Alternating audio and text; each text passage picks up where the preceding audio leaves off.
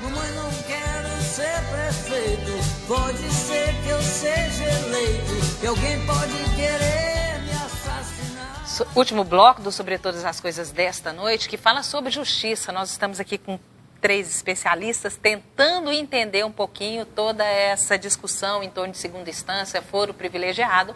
E eu digo para vocês que nós vamos sair daqui com muito mais informação do que nós tínhamos. Mas antes, só quero dizer o seguinte: o Popular noticiou agora há pouco que uma criança de 11 anos, grávida, está com suspeita de gripe H1N1. Ela está internada no materno infantil e já tomando medicamento que é usado no caso de suspeitas disso, né?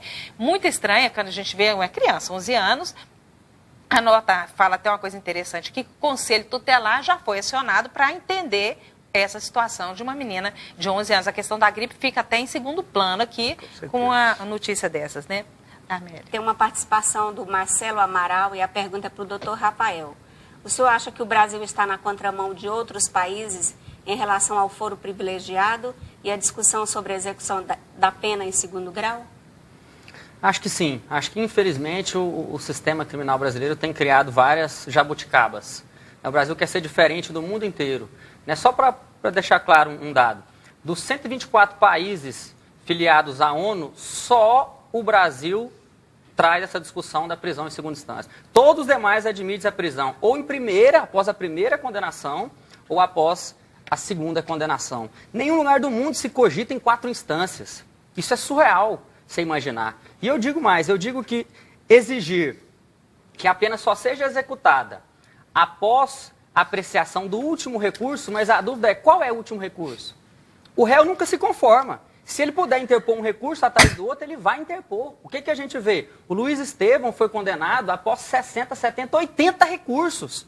Só no Superior Tribunal de Justiça, ele ajuizou 30 recursos. Olha, não pode ficar ao cargo do condenado decidir. Ah, não, agora eu quero cumprir a pena. Eu acho que agora eu mereço cumprir a pena. O sistema tem que ser claro, nós precisamos de segurança jurídica. Olha, se aquele julgamento ocorrer e minha condenação for mantida, eu vou começar a cumprir a pena. No Brasil, essa insegurança jurídica é que fomenta a impunidade. O sujeito sabe que o risco dele ser pego ao cometer um crime é pequeno, dele ser condenado menor ainda, e dessa condenação vir a ser executada, pífio. O que ele pensa? Vale a pena cometer o crime. Agora, uma pergunta para o doutor Roberto, e é de Santa Helena.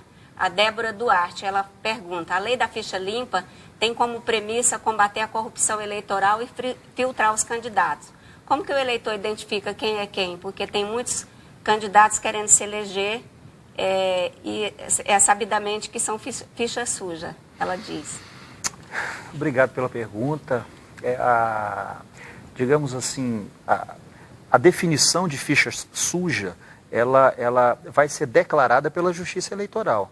A partir do momento que o candidato conseguir ingressar na esfera política partidária para a eleição, com a autorização da Justiça Estadual, da Justiça Federal, eleitoral, ele é considerado ficha limpa. Né? Ele não é mais ficha suja. Eu ia falar em presunção de inocência, mas essa palavra aqui não vou falar mais não. Essa palavra está perigosa. Né? Ele só é ficha suja se a Justiça Eleitoral assim declara. Se a Justiça Eleitoral não declarar, aquilo que é imputado como sujo, juridicamente, não é. Então, é um discurso, é uma briga, é um xingamento, é uma postura. Para a Justiça declarar, tem que ter uma denúncia, né? Para a Justiça declarar, tem inclusive a própria condenação por um crime numa segunda instância ou por um colegiado é considerado motivo suficiente para torná-lo inelegível. Ficha suja. Então, em síntese, para responder, a Justiça Eleitoral vai fazer essa declaração. Tá certo. A pergunta agora é para a Bartira e vem da Jacinta Alves, do setor Bueno. Ela pergunta: a Operação Lava Jato alcançou o objetivo? É um sucesso? Qual que é a sua opinião sobre isso? Obrigada, Jacinta, pela pergunta. Mas a Operação Lava Jato põe em xeque o nosso processo penal. O juiz de Santa Catarina, Alexandre Moraes da Rosa, escreveu um artigo há uns 2 anos atrás, o título era assim: Como ensinar processo penal após a Operação Lava Jato. Na semana seguinte, o professor Lênio Streck respondeu: já não se ensinava antes, né, não se ensina depois, né, uma resposta ao artigo do Alexandre, né? Ou seja, a Operação Lava Jato põe em xeque o nosso sistema penal enquanto sistema processual penal que nós temos nessa cultura jurídica essa mínima cultura jurídica que nós construímos a partir da Constituição de 88. Então, há todo um esforço de se estabelecer um sistema de justiça penal mais democrático após a Constituição de 88, e agora a Operação Lava Jato parece que, com tantas arbitrariedades que foram praticadas, né, e isso tem um efeito muito grande nos juízes e nos promotores de justiça do restante do país, que vê aquela operação e aqueles atores jurídicos como exemplos a serem seguidos, né? Então, eu vejo assim, com essa preocupação. Lógico que ninguém é a favor da corrupção. Todo mundo quer que o país tenha mecanismos de controle, né? Mecanismos de evitar e também de punir a corrupção.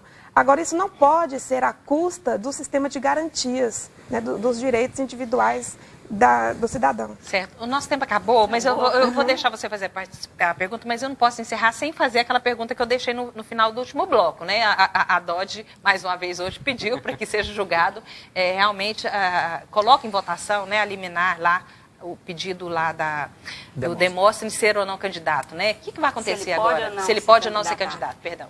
Só para deixar claro para o telespectador. O Demóstenes foi cassado pelo plenário do Senado e por isso ele se tornou inelegível. 8 anos após o término do mandato que ele teria. Salvo engano, terminaria em 2024, se eu não estou enganado. Ocorre que nesse intervalo, o Supremo Tribunal Federal anulou as provas que foram colhidas contra ele no âmbito criminal. Correto? Criminalmente, as provas foram anuladas. Não se disse que ele não praticou os fatos, simplesmente anulou as provas. Perfeito. Com base nisso, ele ajuizou uma medida no Supremo Tribunal Federal e o ministro Toffoli deu uma liminar para ele, oportunizando que ele se candidatasse, devolvendo os direitos políticos para ele. Ocorre que essa liminar, eu enxergo ela totalmente teratológica, para ficar mais claro para o cidadão. Ela é tosca. O que é básico para quem entende um pouquinho de sistemas? Os sistemas são independentes. Uma coisa é o julgamento criminal perante o Poder Judiciário. Outra coisa é o julgamento que o Poder Legislativo fez das condutas dele. O Legislativo não levou em consideração só as provas que foram anuladas para cassar o mandato dele. Levou em consideração que ele mentiu no plenário, levou em consideração que ele falou que não tinha relações com o Cachoeiro e depois foram evidenciadas que tinha. Então, por isso que a Raquel Dodge solicitou a revisão dessa liminar, e eu acho que juridicamente ela é insustentável, acho que ela vai cair. Você quer falar, Roberto, rapidinho? Porque é interessante, o Rafael, uma hora concorda com o Supremo Tribunal Federal, né, que é o exemplo e tal, e depois chama o Supremo Federal de tosco. Mas isso faz parte digamos assim, da transparência. É decisão de tosca. Decisão do ministro do Supremo. E isso faz parte a essa possibilidade da população, de uma maneira geral, comentar sobre as decisões do Supremo, né? Eu, particularmente, eu não sei se também concordaria com a decisão do Toffoli, mas o que vai acontecer? Trata-se de uma liminar, essa liminar ela vai ser submetida ao colegiado. Na minha visão, pessoal, pode ser que esse colegiado reforme essa liminar e o torne inelegível novamente, né? Então, isso pode acontecer antes das eleições, certo. Mas é muito difícil dizermos aqui qual vai ser o resultado nessa conjuntura, né? Você quer só colocar, Darmélia, as pessoas que participaram? O Caio de Goiânia, Solon Garcês, tem uma participação também do Rômulo, do setor Jaó. Tem várias participações e a gente tenta passar as perguntas para os nossos entrevistados para, na medida do possível, eles responderem, né, Suzete? Tá certo. Gente, muito obrigada pela participação de vocês, obrigado pelos esclarecimentos aqui, a professora Bartira, o doutor Roberto, o doutor Rafael. Prazer receber vocês mais uma vez, gente. Prazer, foi obrigado. Boa noite, Darmélia. Boa noite a você que acompanhou Sobre Todas as Coisas. Este programa tem reprise no sábado às 7 da noite. Boa noite para você, até a próxima segunda. Pode ser que eu seja eleito, que alguém pode querer me assassinar. Eu não preciso ler jornais, mentir sozinho eu sou capaz. Não quero ir de encontro ao azar. Papai